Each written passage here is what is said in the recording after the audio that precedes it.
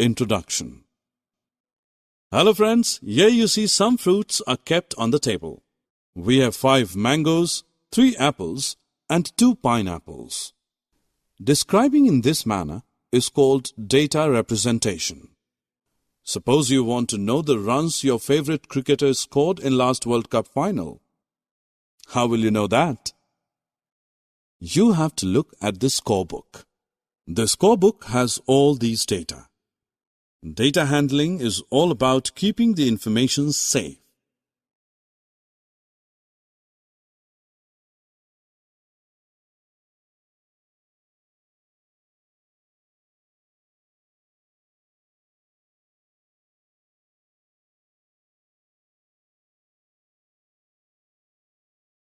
Objectives. At the end of this lesson, you will be able to record data using tables, represent data using bar graphs. Friends, it is easier to find out things when they are kept properly. Well-arranged things are easy to handle. Similarly, organized data is easy to interpret. Unorganized data is called raw data. The given data represents a raw data. We can arrange this data properly by using a table. Tables help us to represent data in a well-organized way.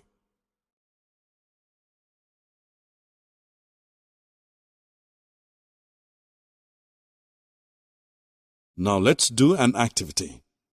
Take 2 dice. Throw both the dice together and note how many times the sum of numbers on both dice is greater than 9. Also note number of times sum is less than 9.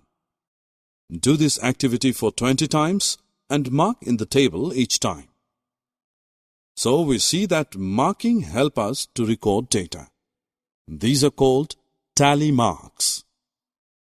Instead of counting each mark one by one, skip the count by 5s and add remaining marks to the count.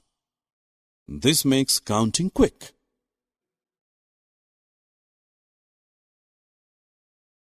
Given chart is known as the bar graph. These graphs are another way of data representation. A bar graph uses bar to represent data. In the given graph, subjects are listed at the bottom and number of students is given at the side of the bar graph. In this graph, 9 blocks tell us about the number of students who like maths. Similarly, there are 7 blocks in EVS, 5 blocks in science, 4 blocks in English, and 3 blocks in Hindi.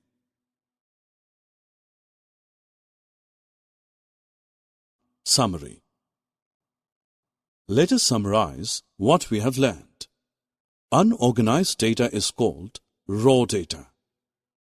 Organized data is easy to interpret. Data can be arranged using tables, tally marks, and bar graphs.